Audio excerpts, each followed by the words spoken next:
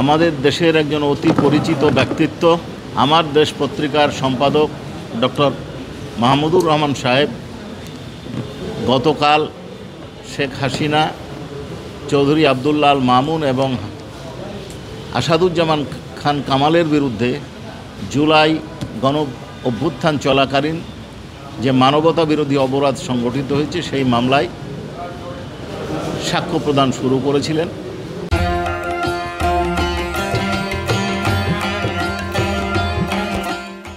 উনি গতকাল তার সাক্ষ্যে শেখ হাসিনা কীভাবে ষড়যন্ত্র এবং নীল নকশার নির্বাচনের মাধ্যমে একটি বিদেশি শক্তির সহায়তায় ক্ষমতায় আসীন হয়েছিলেন সেই বক্তব্য দিয়েছিলেন, কিভাবে পরবর্তী 3টি নির্বাচন পরিকল্পিতভাবে তাকে ক্ষমতায় রাখার জন্য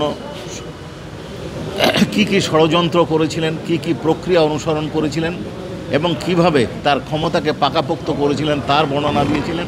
এক কথায় শেখ হাসিনার স্বৈর শাসক হয়ে ওঠার কাহিনী এবং স্বৈর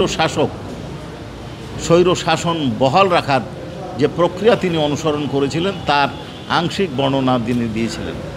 আজকে এই সরকারের পতনের বিষয়ে উনি আলোচনা করেছেন এবং বিভিন্ন উদাহরণ টেনেছেন। তার মধ্যে প্রথম উদাহরণ ছিল হিটলার এবং মুসোলিনি কি প্রক্রিয়ায় ইহুদি ধর্মাবলম্বীদেরকে হত্যা করেছিল।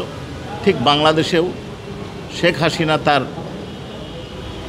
রাজনৈতিক প্রতিদ্বন্দ্বী এবং বিরোধীদেরকে হত্যা করেছিল, অত্যাচার করেছিল, নিপীড়ন করেছিল, সেই বর্ণনা উনি দিয়েছেন।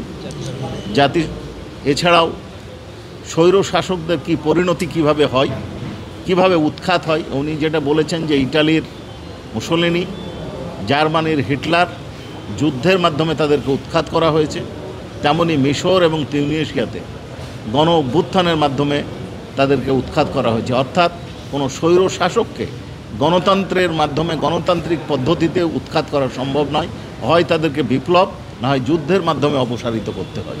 ঠিক সেই বর্ণনা দিয়েছেন এবং এই গণতান্ত্রিক বিপ্লব করতে গিয়ে সরকারের পরিকল্পিত লেথেল উইপন ব্যবহার অর্থাৎ গুলিবর্ষণের মাধ্যমে যে 1400-এরও বেশি মানুষ নিহত হয়েছে জাতিসংঘের রিপোর্টে যার উল্লেখ করেছে তার বর্ণনা দিয়েছেন এবং তিনি আরও বিভিন্ন সূত্রের বর্ণনা দিয়ে বলেছেন 20,000-এরও বেশি মানুষ অর্থাৎ আন্দোলনকারী এবং ছাত্র জনতা যে গুরুতরভাবে আহত হয়েছে এবং তার পরিণতি তাদের ফ্যামিলি ভোগ করছে, কষ্ট ভোগ করছে, সেই বর্ণনা দিয়েছে।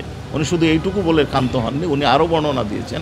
সেটা হচ্ছে যে এই জুলাই বিপ্লব চলাকালীন সময়ে যে শুধু মানবতা বিরোধী অপরাধ সংঘটিত হয়েছে তা নয়, তার 15 বছর এর স্বৈর শাসন আমলে কীভাবে বিরোধীদের ওপর অত্যাচার করা হয়েছে, কিভাবে নির্বাচনগুলো করা হয়েছে এবং এই কারণে অন্য সংস্থাগুলো, জাতিসংঘের আরও সংস্থা, মার্কিন স্টেট ডিপার্টমেন্ট এবং বিভিন্ন ইউরোপিয়ান ইউনিয়ন সহ আরও সংস্থা তাদের বিরুদ্ধে যে ব্যবস্থা গ্রহণ করেছে, যে প্রস্তাব পাশ করেছিলেন তার বর্ণনা দিয়েছেন এবং সর্বশেষে তিনি কামনা করেছেন, আকাঙ্ক্ষা পোষণ করেছেন, যেহেতু এই সরকারকে জন আকাঙ্ক্ষার মাধ্যমে, জনবিপ্লবের মাধ্যমে উৎখাত করা হয়েছে, দ্বিতীয় বিশ্বযুদ্ধের পর যেমন হিটলার এবং মুসোলিনির আগমন যেন না ঘটে, নেভার এগেন এই শব্দটা উনি ব্যবহার করেছেন 2 বার, অর্থাৎ বারবার আবার যেন এই শাসন ফিরে না আসে।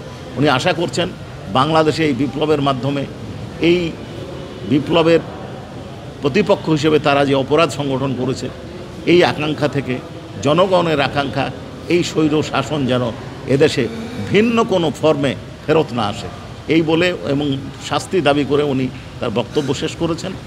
বক্তব্যের পর জেরা শুরু হয়েছে।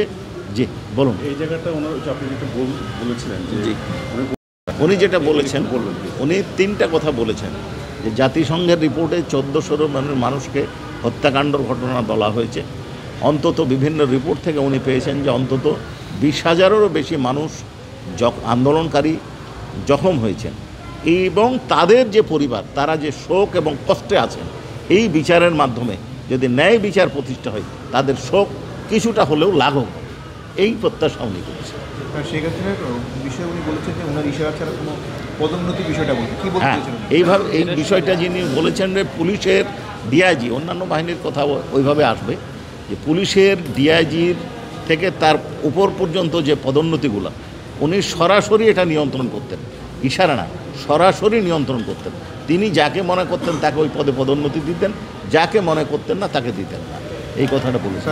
উনি নির্দেশের কথা বলছেন, উনি কমান্ড রেসপন্সিবিলিটি কি ব্যাখ্যা দিয়েছেন? কমান্ড রেসপন্সিবিলিটির ব্যাখ্যাটা করেছেন এই যে দেশে যে অপরাধ বা কোনো ঘটনা, অপরাধের পার্টিকুলারলি অপরাধটা বলেছেন, তার নির্দেশ ছাড়া হওয়া সম্ভব ছিল না। এছাড়াও যারা দায়িত্বে আছেন তাদের উচিত ছিল এই ধরনের অপরাধ সংগঠন করলে, যদি বেআইনিভাবে কোনো ঘটনা ঘটে থাকে বা কেউ যদি কোনো অপরাধ সংগঠন করে থাকে, ঊর্ধ্বতন কর্তৃপক্ষের উচিত ছিল এই অপরাধ বন্ধ করার জন্য ব্যবস্থা গ্রহণ করা। যারা দায়িত্বে ছিলেন তারা এই ব্যবস্থা নির্দেশ দিয়েছেন এবং অনেকে আবার ব্যবস্থাও গ্রহণ করেনি, যাদের এই এখতিয়ার ছিল তারাও এই ঘটনার জন্য দায়ী। স্যার, নাহিদ ইসলামের আজকে সাক্ষ্য দেওয়ার কথা, জি, আসবেন কিনা অথবা জেরা উনি করবেন? ওনার হাজিরা আমরা দিয়েছি, ওনার আসার কথা, তবে এসছেন না। উনি উপস্থিত হয়েছেন, একটু আগে গেলেন। তবে মনে হচ্ছে না যে আজকে জেরা শেষ হবে। যদি সে জেরা শেষ হয় তাহলে ওনার সাক্ষ্য গ্রহণ আমরা শুরু করব।